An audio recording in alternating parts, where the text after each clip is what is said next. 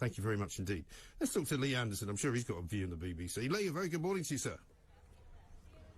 Good morning, Michael. Yes. Now, I mean, let's start with the BBC. I don't know whether you saw the shows that they put over the week across the weekend, but I mean, the anti-Tory hate that now runs through the BBC like some kind of, you know, internal blood flow is extraordinary, isn't it?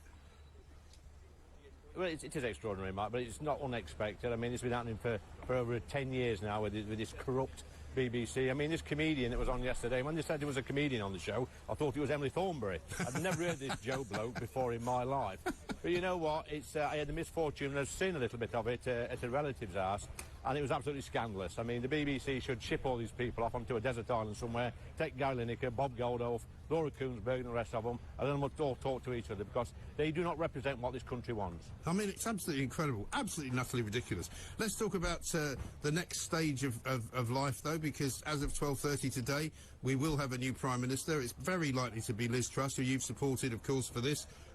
You originally fancied the Kemi Badenoch option. How will you see Liz Truss going forward, if it is her today? What are you looking forward to? Well, as I said a few weeks back, Mark, on your show, I said I predicted a 60%, 65%, and if I get that right, you owe me a pint. Okay. But seriously, I think Liz is the best candidate.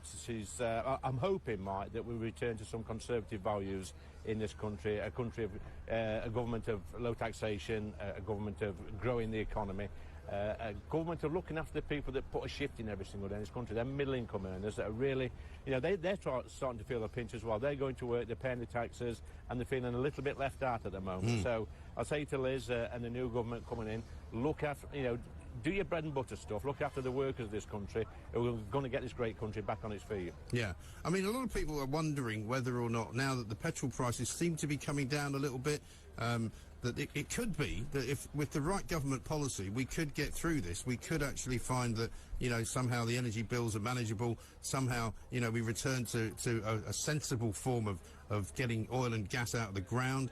We give up on some of these green, ridiculous sort of targets that people want. Is he still there, that bozo, by the way? Well, yeah, Jesus is coming. I wish he'd hurry up and come so I could get on with this interview. Oh, it's Ken. Oh, I know him. He comes and hangs around here sometimes.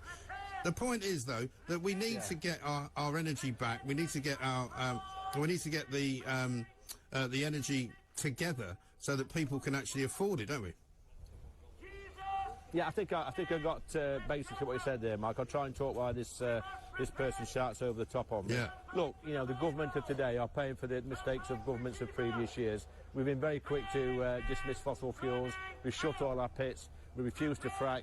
We've reduced oil and gas production in the North Sea. And then all of a sudden, 2022, we're scratching our heads, wondering why we've not got enough fuel and why the cost of fuel has gone through the roof. It's our own fault. We've sleepwalked into it, and I hope this is a wake-up call we need to make this great country of ours self-sufficient on fuel in the future. Absolutely right. Rishi Sunak, what do you think happens to him if he doesn't win today? Do you think he'll hang around? Do you think he'll stay in government? Do you think he'll stay as part of anybody's team, or will he disappear off somewhere? I don't know, to be honest with you, Mike. I mean, he's a good MP. I think he's a very talented individual. Obviously, he's got aspirations to be the leader of the party. You don't get many chances in this game. This might be his chance that's come and gone. And because, like I say, I think Liz Truss is going to win this afternoon comfortably. So I don't know. Who knows what goes through people's minds? You know, when you come into this place with high expectations, you get nearly there. And then all of a sudden it's taken away from you. Look, I didn't think Rishi could win against anybody in the final two, to be honest. I think he's a competent politician. I think he knows what he's talking about. I just think that Liz is more appealable, if there's such a word, to the country. And what does it say about the Labour Party as well, Lee? You've now had, as a Conservative, three female Prime Ministers. They still don't know what a woman is. Oh, yeah, I mean, we've had three female Prime Ministers in the Conservative Party. The Labour Party talk a good game. They talk about equality, they talk about diversity, they're talking about being a party that represents the people. Well, really, they're not.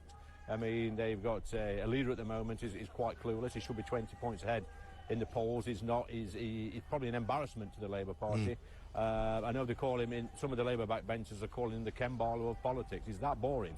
Like, he sends them to sleep. He sends me to sleep in the chamber. And I think Liz we'll really have a good go at him at the dispatch box on Wednesday afternoon. Yeah, I'm looking forward to that. And what about the other things that she needs to address very quickly? In addition to the cost of living, the migrant crisis still goes on. Another 2,000 people arrived over the last few days. Mate, don't start me on that, mate. Like I say, Mike, every time I feel sick to the stomach when I see these boats coming across. You know what? We've got a shortage. I'm going to be raising this in Parliament, actually, hopefully today with the Home Secretary. We've got a shortage of bus drivers in Ashfield to get pensioners to the library, you know, to the post office. Yet, we can afford to pay Border Force, and we've got the RNLI. They're going over the channel and ferrying people that's never been to this country, never worked in this country, never paid any tax in this country. They're ferrying them to the port, putting them on buses. These buses have got bus drivers straight to a 4-star hotel, and they're living their life a ride. It's an absolute disgrace, and I'm embarrassed about it. Yeah, I think people. I apologise to anybody that's watching. No, listen, people are sick to the back teeth of it. Listen, Lee, I'm going to let you go. I appreciate your time. I know you've got a busy day ahead. Lee Anderson there, speaking for the people of this country, not just for the Conservative people of this country. He's the MP for Ashfield, of course. Don't forget, coming up.